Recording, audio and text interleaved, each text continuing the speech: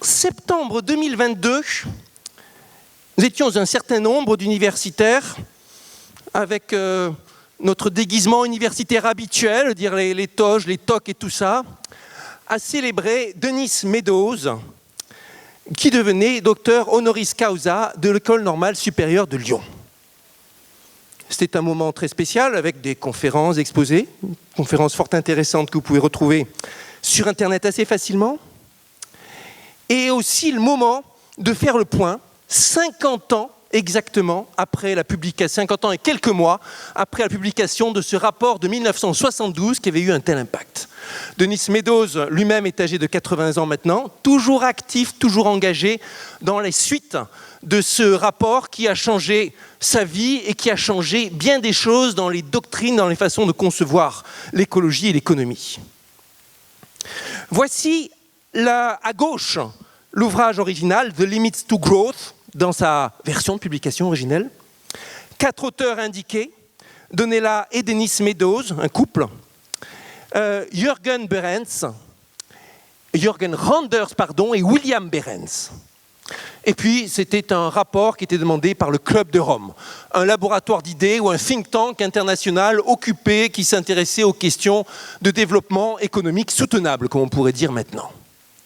Voici la version française. Comme vous le remarquez, le titre français est une trahison à l'original, qui ne parle pas d'arrêter la croissance et qui n'a jamais été un manifeste pour une décroissance, mais qui parle juste des limites de ce qu'il y a d'impossible à envisager que la croissance soit l'ensemble de ce qu'il y a à rechercher. Alors on ne sait pas vraiment, selon les sources d'estimation de vente, ça va de quelques millions à 30 millions d'exemplaires vendus dans le monde, traduits en presque une quarantaine de langues, mais c'est certainement le plus grand succès qui ait jamais eu de livre identifié comme un ouvrage majeur pour l'écologie ou l'écologie politique, disons. Voici une photographie de Denis Meadows en train de faire le discours de présentation publique de mars 1972 à Washington, au Smithsonian, j'y arriverai, Institute. Denis était un jeune homme de 30 ans extrêmement nerveux ce jour-là, comme il nous le rappelait. Juste avant que débute ma conférence, j'étais terrifié.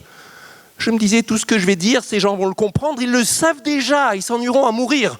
On le connaît, ce syndrome de l'universitaire qui dit « je suis ridicule, les résultats que je vais annoncer, ils sont juste triviaux ». En fait, aucun d'eux n'a cru un mot de ce que je disais. Et 50 ans plus tard, ces choses qui nous semblaient si évidentes, quand il dit « nous », c'est à son équipe de recherche, qui était un groupe du MIT, sont toujours l'objet de grandes disputes. Parce qu'évidemment, c'était bien plus que juste un rapport scientifique. Derrière, les conséquences, les implications, ça touchait à des choses profondes, économiques, politiques, culturelles. C'était le début de grandes batailles. Encore aujourd'hui, vous avez un très présent double narratif sur le rapport Meadows. Pour les uns, c'est bien sûr quelque chose qui a changé la face du monde et c'était le premier cri d'alerte. Pour les autres, c'est bien sûr qu'il était complètement faux et tout le monde le sait. Étienne Klein nous le dit, le rapport avait sonné une première alerte. Si l'on n'y change rien, notre croissance mène l'humanité à une sorte d'effondrement. Ici, je vous ai pris juste des citations d'acteurs très influents aujourd'hui dans le débat politique, dans le débat public, des citations qui datent des 2 dernières années. Dans le dernier livre de Camille Etienne, nous parle du rapport Meadows, qui met au jour les limites de la croissance dans un monde de ressources finies. Alternative économique nous dit justement pour l'anniversaire, le rapport Meadows abattait le mythe de la croissance infinie. Mais Fergan Aziari, un auteur qui vend beaucoup, nous dit dans un de ses ouvrages, aujourd'hui nous sommes 8 milliards, et ça c'était une interview qu'elle avait avec l'ouvrage, ce qui infirme les scénarios apocalyptiques que l'on pouvait lire dans les années 70 à travers le rapport au Club de Rome. Sur cet exemple, et ce n'est pas la seule fois, on voit que le camarade Fergan n'a pas lu ce dont il parle. Remettons-nous dans le contexte de l'époque pour mieux comprendre comment et où arrive ce rapport qui est fils de son époque, aussi bien du point de vue de la problématique qu'on se pose que du point de vue des techniques. D'abord, c'est une époque très importante pour les questions écologiques, ou disons, on dit souvent naissance de l'écologie politique, c'est 1962, Printemps silencieux, l'ouvrage de Rachel Carson qui aboutira finalement à l'interdiction IDT, qui aboutit à la création des premières agences de protection environnementale, qui est un grand succès. Bien sûr, il y en avait quelques-uns, comme Jacques Ellul ici, qui depuis longtemps déjà faisait toutes sortes de prédictions et toutes sortes de commentaires qui sont avérés extrêmement justes, mais qui prêchaient dans le désert. Avec Rachel Carson, on a un vrai succès qui influence les politiques de gouvernement et qui déclenche d'ailleurs des torrents d'attaques. Encore aujourd'hui, vous trouvez des sites web et des influenceurs qui vous expliquent qu'à cause d'elle, plus de personnes sont mortes que dans les camps nazis, etc., etc. Parce qu'elle a eu de l'influence et de l'impact. 1962, moins remarqué mais très influent pour l'écologie politique. Vous avez aussi un ouvrage majeur de Murray Bookchin, Notre environnement synthétique, qui recense, en notre point de vue, toutes les agressions que nous, en tant qu'humains, recevons du fait de l'environnement synthétique, de la technologie, de la chimie, de la pollution, etc. 2 ans plus tard arrive l'ouvrage majeur fondateur de la protection animale, de la protection des animaux d'élevage, et tout d'où ont été déduits, déclinés, engendrés toutes les législations actuellement en vigueur sur les questions de protection, de vague protection dans le cadre de l'élevage intensif, l'ouvrage de Ruth Harrison. Après, c'est normal, il y a un temps d'incubation de ces concepts et de ces idées, de ces nouvelles donnes. Et une décennie plus tard, quand nous arrivons à l'époque du rapport Meadows, il y a eu bien des déclinaisons et en particulier en 1970, le premier exemplaire de la revue fondée par Alexandre Grothendieck et quelques autres, Survivre, qui allait vite devenir Survivre et Vivre, dont une autre publication cousine, quelques années plus tard, arrive La Gueule ouverte, beaucoup d'influence dans le temps. GB publie l'an 01 à partir de 1970. Première réflexion de ce qu'aujourd'hui on dirait décroissante sur le thème. Est-ce qu'on peut simplifier? Est-ce qu'on peut se libérer de la technologie, en être plus heureux, repenser les choses à zéro? 1971, c'est la première campagne publique des Amis de la Terre qui ont été fondés il y a quelques années et qui font une grande campagne publique en Grande-Bretagne pour le recyclage du verre. Et puis évidemment, comme tout ce qui gagne de l'influence provoque des contre-attaques, vous avez aussi en 1971 un ouvrage extrêmement agressif de John Maddox, qui allait devenir le tout-puissant éditeur de Nature pendant une bonne partie de sa carrière, expliquant que les Rachel Carson, les autres prophètes de malheur, sont des gens qui sont en fait des ennemis de la science, des gens qui trouvent du plaisir et du profit à expliquer que l'apocalypse va venir, et ainsi de suite. Un ouvrage qui ne fait pas honneur à ce scientifique, et se dire que ça a été lui qui, pendant bien longtemps, a été l'un des éditeurs les plus puissants de toute la science, c'est quand même rétrospectivement, ça pose un souci. Le rapport Meadows est donc un enfant de ce contexte où les questions environnementales sont devenues un sujet commun. C'est aussi un enfant du mariage du siècle entre les équations différentielles et la modélisation prédictive d'une part et l'informatique d'autre part. Les équations différentielles, elles émergent peu à peu à partir du XVIIe siècle, et Newton et Leibniz. Elles deviennent qualitatives à la fin du XIXe siècle avec les points carrés et autres. Elles se développent qualitativement pendant tout le début du XXe siècle. Quand arrivent les premiers ordinateurs au milieu du XXe siècle, juste après la Seconde Guerre mondiale, les scientifiques se rendent compte qu'ils ont un outil puissant pour résoudre ces modèles qui auparavant décrivaient une variété de phénomènes physiques, biologiques, tout ce que vous voulez, mais dont on ne savait pas trouver la solution, sauf dans certains cas particuliers, ou sauf de façon très qualitative. Là arrivent des outils quantitatifs qui vont permettre de faire des prédictions. Ce mariage qui arrive dans les années 50, c'est un événement scientifico-technologique majeur de notre histoire, et énormément des choses auxquelles nous sommes habitués maintenant, ou des choses qui ont marqué l'histoire et les imaginaires, sont des enfants de ce mariage.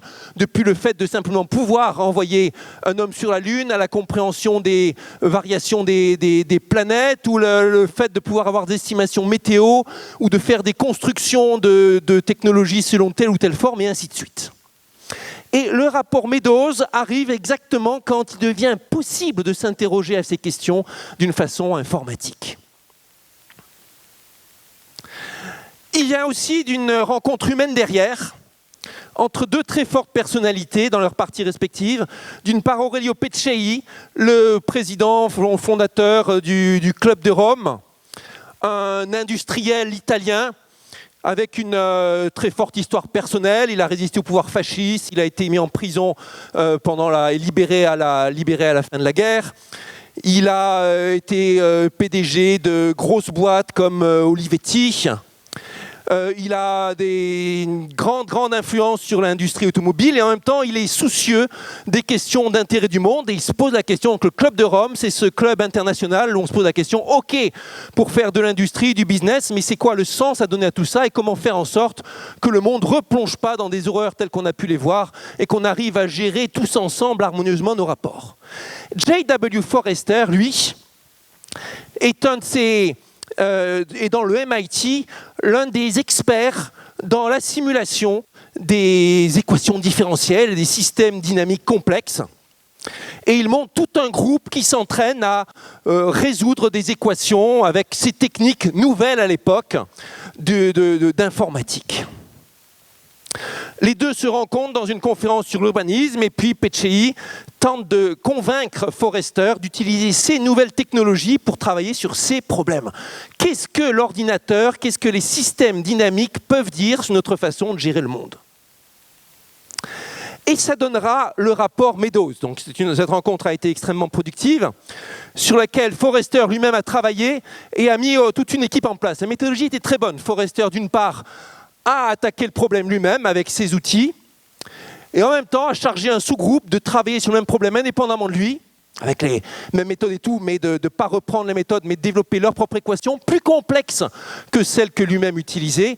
Et ça permettait après de comparer les résultats, de vérifier si on avait une robustesse par rapport à la modélisation et ainsi de suite. Et donc les principaux de ce petit groupe assemblé au MIT ont été donnés à Dennis Meadows, Jürgen Renders et William Behrens. Et c'est toute une affaire. La publication a été sponsorisée par Volkswagen. Et c'était toute une affaire. Il y a eu au cours de plusieurs décennies tout un ensemble d'ouvrages qui tous ensemble forment ce qu'on peut appeler le rapport Meadows. Le premier, celui que je vous ai indiqué, qui était un ouvrage grand public dans lequel Donella tenait la plume, extrêmement bien écrit et qui a été un succès considérable. Le second, Toward Global Equilibrium, qui était plus spécialisé, dans lequel les différents auteurs, chacun à leur tour, prenaient l'un des aspects du problème, expliquaient les détails techniques, comment l'adopter, quelles étaient leurs conclusions, et ainsi de suite. Et le troisième, qui était le cœur, qui a été publié en 1974, je crois, Dynamics of Growth in a Finite World, qui était le vrai rapport technique dans lequel il y avait tous les détails sur le système, les 180 équations ou quelque chose comme ça. Ça couvrait 600 pages. Dennis Meadows lui-même pense qu'il a fallu plus de temps pour l'écrire, à son équipe pour écrire cet ouvrage, qu'à tout l'ensemble des lecteurs du monde pour le lire, tellement il n'y a eu aucun lecteur ou presque. J'ai eu personnellement un mal fou à le trouver, c'est en vente nulle part dans quelque version papier que ce soit. Et c'est un jour Nicolas Demassieux, l'ancien responsable de la recherche de Orange, qui m'a indiqué le site web sur lequel je pouvais emprunter une copie électronique dans une archive. Et pour autant, c'est là qu'il y avait le cœur. Les hypothèses, les équations, vraiment le rapport technique tel qu'il est. 20 ans après la publication, il y a eu Beyond the Limit, c'était une sorte de mise à jour. Allez, 20 ans après, qu'est-ce qu'on peut dire? C'était des simulations sur le très long terme. Regardons ce qui s'est passé depuis, est-ce que la démarche est validée? Ça a fait beaucoup moins de bruit. La version à 20 ans a fait beaucoup moins de bruit. Ensuite, il y a eu la version à 30 ans, qui n'a pas eu grand succès non plus. Il y a une traduction en français de la version à 30 ans qui est apparue quelques années plus tard. Et puis, une sorte de conclusion, de rétrospective, l'ouvrage posthume de Donella Meadows, qui décrit tout ce qu'elle a appris, tout ce que c'est bon qu'on sache, qu'un lecteur non averti sache sur les systèmes, en quoi c'est intéressant, en quoi ça enrichit d'apprendre à penser en système. Extrêmement pédagogique, fait avec des exemples, et vraiment un ouvrage réalisé dans une visée extrêmement pédagogique. Tout ça, tout cet ensemble constitue le rapport Meadows. Quel était son objet? C'était calculer le monde, tout simplement, excusez du peu. Alors le modèle s'appelait World 3. Pourquoi World 3? Parce qu'avant, il y avait eu World 1, World 2, qui avait été créé par Forrester, qui étaient des approximations, mais vraiment grossières. Et World 3, ça a été la première approximation qui n'était pas si grossière que ça. Avec 5 quantités intéressantes, ou 5 ensembles intéressantes, 5 thèmes intéressants: la population mondiale, les ressources naturelles, l'agriculture, l'industrie avec toutes les technologies qui vont avec, et la pollution, prise dans un sens très large. Et toutes ces 5 compartiments, on pourrait dire, étant liés les unes les autres par tout un paquet d'équations, disant si on utilise par exemple plus de fertilisants, pour reprendre quelque chose qui était indiqué dans l'exposé de Florence, plus de fertilisants, il va y avoir plus de l'agriculture, va donner plus de rendement, mais il va y avoir plus de pollution ici et là. Et essayant de déchiffrer tout ce qui était possible là-dedans. Un travail titanesque évidemment. Et ce qui leur importait, donc ça c'est tous les différents compartiments, sous-compartiments avec toutes leurs liaisons. Ça ressemble un peu à certains de ces schémas qu'on voit en biologie quand on regarde le fonctionnement d'une cellule avec toutes les fonctions de la cellule ou des organes qui influent les unes sur les autres. C'était l'idée aussi. Le monde, l'économie du monde, comme celle d'un gigantesque être vivant qu'on va essayer de comprendre. Et évidemment qu'on va devoir super simplifier, mais voyons si on peut en tirer quelque chose. Et en cherchant à identifier systématiquement ce genre de schéma et de réflexion qui est typique de la réflexion en système et qu'on a vu aussi dans les exposés précédents, dans l'exposé de Florence en particulier. Quand vous mettez plus d'investissement, ça vous fait plus de capital industriel, et ça fait moins de dépréciation, etc., etc., etc. Et chercher à identifier où sont les boucles de rétroaction positives, où sont les boucles de rétroaction négatives, et à la fin, qu'est-ce qui va dominer le système, et des simulations. Et donc, vous voyez, il y a 5 grands compartiments. Et donc, voilà les 5 courbes qui sont tracées par la simulation numérique, qui évoluent dans le temps, qui montent, qui descendent, la population, la pollution. Et on se demande, à partir des hypothèses, alors les équations ont tel ou tel coefficient, telle ou telle constante, une estimation du stock de ressources, comme si, peut-être qu'elle est fausse à un facteur de près, peut-être 10, mais on va essayer les uns, on va essayer les autres, etc. Vous voyez l'ambition. Son approche, alors, premier chapitre du rapport Meadows, c'est pas les ressources ou c'est pas la pollution, c'est la nature de l'exponentiel. Et c'est bien de ça qu'il est question. Le héros du rapport Meadows, c'est l'exponentiel. Tout à l'heure, Aurélien nous rappelait combien les exponentielles arrivent fréquemment dans la nature et combien pourtant elles ne sont pas intuitives. Le physicien Al Bartlett a dit la plus grande déficience de la race humaine est notre incapacité à comprendre la fonction exponentielle. Et vous vous souvenez pour le Covid, comme ça a été dur?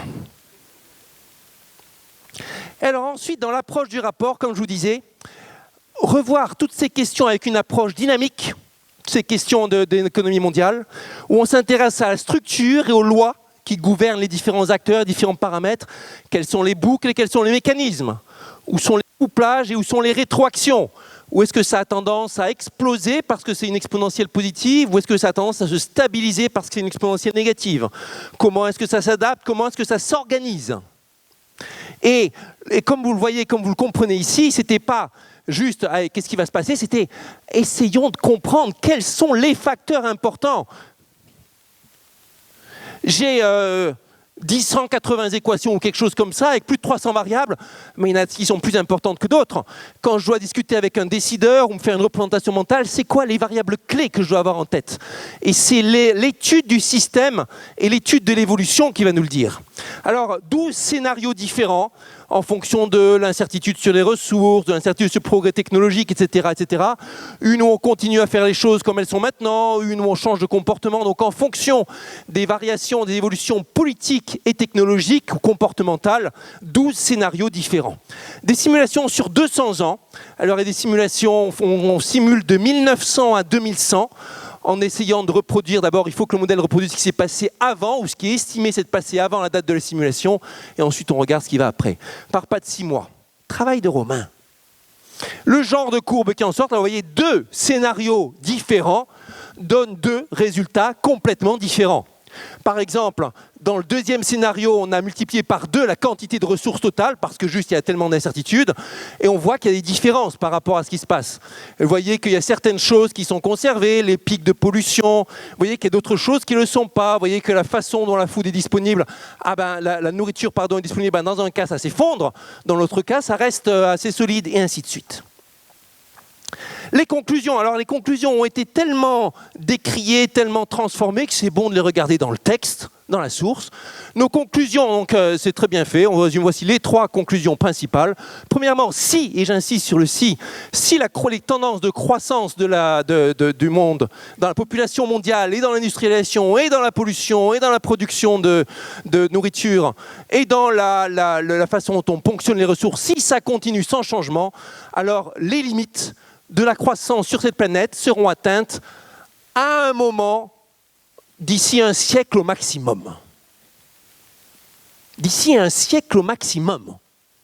J'insiste parce que bien des commentateurs ont dit 20 ans après, vous voyez, ils nous prédisaient l'apocalypse maintenant et c'est toujours pas arrivé, c'est bien la preuve qu'ils avaient tort.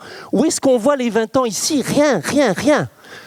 Le résultat le plus probable sera quelque chose d'assez soudain et incontrôlable, un déclin à la fois dans la population et dans la capacité industrielle. Deuxième conclusion, on peut transformer ces tendances de croissance et établir un régime de stabilité écologique et économique qui est soutenable, loin dans le futur, ça veut dire donc pour plusieurs siècles, c'est ça l'objectif. Et l'état d'équilibre global, il peut être conçu de telle façon que chacun a des besoins matériels dont il ou elle a besoin sur Terre et que chaque personne a une opportunité égale de réaliser son potentiel humain individuel. On parlerait aujourd'hui de donuts avec une construction, on verra tout à l'heure des exemples et représentations, mais en tout cas dans lequel à la fois on est soutenable et à la fois on a la possibilité et on a les besoins de chacun qui est satisfait et on peut se réaliser. Et ensuite, troisièmement, si les populations mondiales décident d'essayer d'avoir cet objectif soutenable global, alors le plus tôt ils commenceront à travailler pour l'atteindre et le plus grandes seront leurs chances de succès. C'est tellement dur qu'il vaut mieux s'y mettre tout de suite. Quelle réaction? Alors là, ça va être très intéressant d'apprécier les réactions telles que ça a pu l'être dans les années qui ont suivi, dans les décennies. Certains ont réagi de façon extrêmement forte. Alors Robert Townsend est un grand nom dans l'industrie américaine. C'est lui qui a été le PDG historique de Avis, mais aussi qui a rédigé des traités très influents, qui ont été très influents sur la façon d'agrandir les organisations tout en maintenant de l'éthique. Et lui, il nous dit, voilà, les limites à la croissance, ça a été les gros titres dans le monde entier, des ondes de choc qui ont ébranlé nos hypothèses les plus chéries, qui les ont fait s'écrouler. C'est un livre que nous ne pouvons ignorer qu'à notre péril. Si cet ouvrage n'explose pas la tête de quelqu'un qui peut rire sans effort, alors la Terre est capote. Une réaction extrêmement positive, comme vous le voyez. Il y a eu davantage de réactions fort négatives et très organisées, en plusieurs catégories. Vous avez eu les économistes et des scientifiques qui sont allés avec, là encore, en reprenant cette idée que c'était une question de models of doom. Vos équations, elles sont là pour semer la terreur parmi la population. Vous êtes des marchands de peur. Critique des limits to growth, édité par un certain nombre de scientifiques, certains plutôt dans l'économie, d'autres sciences en général. Et voici un distingué universitaire, économiste très influent de Oxford à l'époque, qui nous dit « De quel degré de bêtise devez-vous faire montre pour être admis au Club de Rome ?» Vous voyez le niveau du débat entre distingués et collègues universitaires.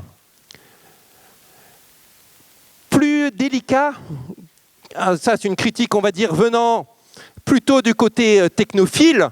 Ici, vous avez de l'autre côté des critiques venant plutôt de la gauche et vous expliquant, un Philippe Braillard vous expliquant à la fois le Club de Rome se contente en réalité de substituer au mythe du progrès un autre mythe eschatologique, celui de l'Apocalypse, et vous disant aussi que c'est une approche purement technocratique. Notez que c'est bizarre, les deux reproches ont l'air d'aller en sens inverse l'un de l'autre. Mais bon, les politiques évidemment s'en sont donnés à cœur joie. Le fantasque Lyndon LaRouche publie cet ouvrage « There are no limits to growth ». Quelques années plus tard, dans une citation très célèbre, Ronald Reagan dira « Il n'y a pas de grande limite à la croissance parce qu'il n'y a pas de limite à l'intelligence, l'imagination et l'émerveillement humain ». On ne savait pas Reagan poète à ce point.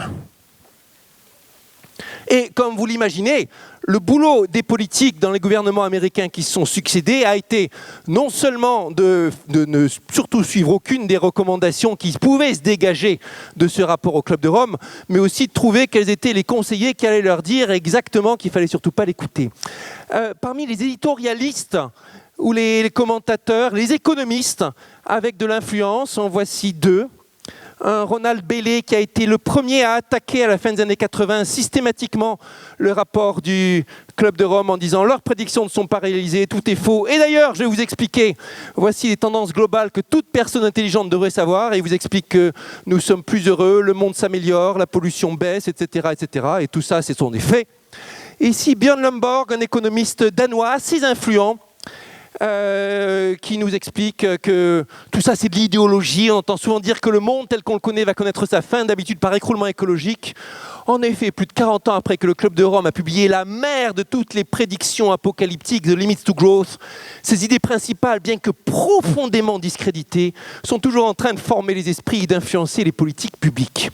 En vrai, et pour ceux qui étaient à ma conférence de l'an dernier reconnaîtront, les marchands de doute ont été à l'œuvre avec succès, avec d'excellentes tactiques, en particulier ici utilisée par Bailey, la tactique qui consiste, dans le cadre d'un rapport très fouillé, à repérer un endroit qui est douteux, à l'isoler de son contexte, à dire là j'ai repéré une faute, regardez, en plus même pas, il prétend que c'était une prédiction alors que ce n'était même pas une prédiction, en conclure que tout est faux, et à expliquer que ça montre bien que leur but n'était pas de faire de la bonne science, etc., etc. Et ils l'ont fait avec succès. Ça n'a pas été le seul facteur, bien sûr, mais l'une des raisons pour lesquelles le rapport Meadows a perdu son influence a été une attaque extrêmement efficace, puissante, de la part de tout un ensemble qui n'avait pas intérêt, qui ne voulait surtout pas qu'on lise et qu'on regarde ce rapport. Ok. Allez, on va lire un petit peu de Beckerman dans le texte. 1972. Il me semble que le Club de Rome et Meadows Document étaient une telle pièce impudique d'absurdité que personne n'aurait pu le prendre au sérieux et que ça aurait été une perte de temps d'en parler. Mais j'ai découvert que le prestige des calculs à ordinateur est tel que ces théories de l'apocalypse sont prises très sérieusement. Il va fort. Impudent piece of nonsense. Ah, voici un autre, Milton Friedman. Dans une interview, de quoi il parle? Alors attention, là, c'est pas juste un lunatique, ou peut-être si, mais en tout cas, c'est pas juste quelqu'un qui est sur le côté. C'est un économiste influent, prix Nobel, conseiller extrêmement influent au plus haut niveau aux États-Unis. Qu'est-ce qu'il nous dit? Donc là, c'est dans une interview où on lui demande « Mais oui, mais les ressources en pétrole, ça ira bien avec l'exposé qu'on vient d'entendre. » Excusez-moi, mais le pétrole n'est pas limité du point de vue économique. Ah bon? Il faut séparer l'économique du physique. Et beaucoup des erreurs viennent de ça, comme les projections stupides du Club de Rome, etc., etc. Et il vous explique, ce n'est pas une question de ressources limitées. Si jamais le pétrole devient rare, alors les autres énergies alternatives seront exploitées. Et puis le marché va prendre en compte tout ça. Réponse classique qui a dominé pendant longtemps. De toute façon, s'il y a un problème, le marché va le sauver. Il y a eu pourtant une ébauche de débat scientifique qui s'est faite entre Nordhaus, très critique, mais qu'on peut penser intellectuellement honnête, et Forrester. Ça a duré un certain temps, puisqu'en 92, Nordhaus a répondu à la réponse de Forrester, admettant, entre autres, que ces critiques étaient finalement pas fondées. Il avait quand même d'autres critiques. Et admettant, le comportement dynamique ne pouvait être compris par personne, ni les auteurs, ni les critiques. Nordhaus a reçu plus tard le prix Nobel d'économiste, il n'y a pas longtemps, ça a fait un certain débat. On va dire que la fenêtre politique s'est très vite refermée malgré un événement extraordinaire. Mansholt, vice-président de la Commission européenne, à l'époque, écrit une lettre pour la présidence, pour la Commission européenne, dans laquelle il dit, ben voilà, au vu de ce rapport, il faudrait repenser toutes nos politiques, ne plus considérer la croissance comme un objectif, et ainsi de suite. Le texte est incroyable quand on le lit 50 ans plus tard. En 1973 arrive le choc pétrolier. On pourrait dire que ça va dans le sens du Club de Rome, mais ce qui était en fait prévisible est arrivé. Tout le monde s'est intéressé au problème comment récupérer du pétrole le plus possible par rapport aux voisins. Et la question d'une coordination mondiale et d'un plan s'est vite éloignée. Toute analogie avec ce qui se passe en ce moment. Bon. Avec le recul, dans les années 2000, vous avez une renaissance de l'intérêt universitaire pour le rapport Meadows. Normal que ça arrive dans les années 2000, parce que là, les questions de pollution, de climat, de ressources, de limites planétaires arrivent de façon forte. Et un universitaire australien, nom de Graham Turner, reprend le rapport, fait les comparaisons avec les 30 ans qui ont suivi, trouve que le deuxième scénario du rapport Meadows était pas mal. Des économistes contemporains comme Gaia van der Horst font la comparaison et disent j'ai comparé jusqu'en 2020 et franchement c'est bon, je ne connais pas, je ne pourrais pas vous présenter un autre modèle qui fait des prévisions aussi précises plusieurs décennies à l'avance. Ici, comme vous le voyez là, en violet, cette courbe, c'est ce qui s'est passé. Et comme vous voyez, ça permet d'exclure certains des modèles, mais pas les autres. Et la plus grosse séparation, elle arrive après, de toute façon. Le plus gros des prédictions du rapport Meadows, il est pour après notre époque. Des prédictions selon les scénarios. À l'INRIA, un effort a été fait aussi, une thèse, un rapport de mémoire de master lancé pour tout reprendre, réactualiser avec les outils modernes, réexaminer la stabilité. L'histoire synthétique du rapport, couvrant tout ce que j'ai dit avec beaucoup de références et d'argumentation, vous pouvez la retrouver dans d'excellents ouvrages, d'une part de Ugo Bardi, universitaire florentin, et d'autre part de l'équipe STIP, équipe INRIA, avec des contributions de CNRS, le HESS, etc., etc. Ce que le rapport n'était pas, ni une préconisation véhémente, ils sont hyper humbles, pas un manifeste décroissant, d'ailleurs Meadows refuse le mot degrowth. Quand je suis allé le voir après sa conférence en lui disant « Oui, vous savez, dans le programme politique de mon parti, on est très attaché à la question de décroissance, c'est important physiquement. » Il m'a répondu « Et vous faites combien aux élections ?» Et expliquant bien, sa préconisation à lui dans ce débat qui est insortable, c'est surtout n'utilisez pas le mot décroissance. Ce n'était pas une profession de foi millénariste, ce n'était pas technosolutionniste, tout ça c'est ce dont il a été accusé par les uns les autres. Ce n'était pas un appel à la croissance ou à la délocalisation industrielle, comme il a aussi été indiqué, ce n'était pas une prédiction ratée, ni un texte colonialiste, au contraire, très sain sur les questions coloniales, ni un appel à dictature militaire fanatique, comme l'ont dit certains, ni même un complot pour exterminer des peuples. En revanche, et on peut le lire aujourd'hui, ça vous prend 2 heures, le rapport est humble et prudent. On y fait une revue critique du progrès qui est tout à fait d'actualité, y compris le fait que les innovations, historiquement, viennent souvent avec une augmentation des inégalités. Ce n'est pas une fatalité, mais c'est ce qu'on a observé pour l'instant. Pas d'opposition aveugle au progrès, mais opposition au progrès aveugle, reprenant de doctrine d'un autre laboratoire d'idées, avec lucidité sur les questions sociales ou coloniales et sur l'incapacité apparente de l'humanité à organiser harmonieusement les choses. Un appel à planification mondiale, pas à dictature mondiale, mais à accord mondial international. Une identification très nette de la corrélation entre énergie et croissance, donc à l'opposé de ce que vous direz un Friedman, mais complètement raccord avec ce qu'on entend maintenant, ce qu'on vient d'entendre sur les questions énergétiques ou les fondamentaux du discours d'institutions comme le Shift Project. Tous les principes sur lesquels le Shift Project a rencontré un certain succès, la question de planification, la question d'énergie et croissance, vous les retrouvez, l'importance de l'exponentielle modélisation, vous les retrouvez dans ce texte d'il y a 50 ans. Et puis, très important, Donella Meadows disait bien, le plus important et le plus insaisissable, ce sont les valeurs humaines. Ça peut être des guerres, des diplomaties, des questions culturelles, tout ça. Sorry, on ne peut pas le calculer avec nos concepts mathématiques pour l'instant, mais on a bien conscience que c'est le plus important. C'est devenu un pilier de l'écologie politique aussi. On va, par simplicité, et parce que je crois qu'il y a un élément de vérité derrière, classer en 3 brins les grandes tendances de l'écologie politique historique. Et les 3 brins qui sont un peu arbitraires, avec des pensées éventuellement convergentes, mais correspondant à l'angle dans lequel les différentes personnalités ont prise. Les naturalistes qui partent de l'émerveillement par rapport à la nature et de son besoin de la préservation, que ce soit Saint François d'Assise, ou Darwin, ou Élisée Reclus, ou Rachel Carson, ou les explorateurs à la Cousteau, ou Jane Goodall et l'exploration et découverte du monde animal. Les humanistes qui, eux, partent de réflexion sur l'organisation de la société et de son organisation harmonieuse.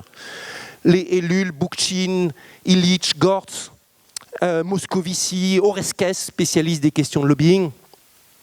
Et cette troisième catégorie dont les Meadows sont emblématiques, on va appeler les ingénieurs économistes, dans lesquels la question c'est, allez, on réfléchit, quelles sont les bonnes équations, comment on s'organise rationnellement pour remplir nos objectifs, avec un bagage qui est très différent au départ. À cette catégorie appartiennent ceux que j'ai mentionnés, ou des précurseurs comme Roderick Soddy, ou encore Nicolas Georgescu-Roegen. Appartiennent aussi, bien sûr, des personnalités comme René Dumont, comme Jean-Marc Jancovici, que je mentionnais tout à l'heure, ou comme Kate Raworth et son économie du donut. Denis Meadows aujourd'hui, je vous recommande sa conférence avec des constats et des prédictions. Le problème n'est pas les idées, mais les habitudes. Et changer d'habitude, c'est possible, même si c'est irritant au départ. Prédiction, le rythme des changements va s'accélérer encore, même si la croissance de la population et de l'économie sont proches de la fin. Constat, avant le problème c'était de ralentir il y a 50 ans sur certains points. Aujourd'hui, ralentir ne suffit plus. Il faut décroître un certain nombre de choses, c'est bien plus dur. Ça résonne très bien avec la conclusion numéro 3. En 50 ans, c'est quasiment rien passé. Des principes à identifier, par exemple, résilience et efficacité, ça se contredit. Et c'est mathématique. Si vous augmentez la résilience, il vous faut plus de redondance, il vous faut des filets de sécurité, donc ça va contre l'efficacité. Adaptation et addiction comme deux grandes familles de solutions à un problème. Si vous avez un problème, vous pouvez prendre le médicament symptomatique qui va vous donner une illusion de bonne santé, mais vous resterez accro au médicament. Et vous ne ferez pas le changement adaptatif qui lui remettra en bonne santé, etc., etc. Et puis, l'exemple est beaucoup mieux que la recommandation. Vous pouvez dire ce que vous voulez aux gens, ils ne changent pas. En revanche, quand il y a un exemple, quelque chose qui les frappe.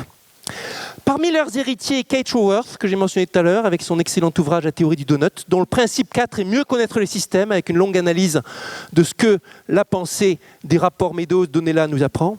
Mais aussi, on retrouve ces principes de simulation, d'hypothèse, dans l'excellent rapport du RTE, coordonné par Thomas Vérinck sur le futur énergétique, avec de grandes simulations informatiques, ou l'ouvrage de Daily Steady State Economics, ou les travaux de Mathieu Ozano du Shift Project, ou le travail de François Gross vous montrant en croissance soutenable, dans certains cas, par exemple sur la question des métaux, si vous avez une croissance qui est supérieure à 1 ou 2% dans le rythme de production, même si vous êtes ultra fort sur le recyclage, vous n'arriverez juste pas à être soutenable parce que rien ne peut vaincre l'exponentiel qui en résultera.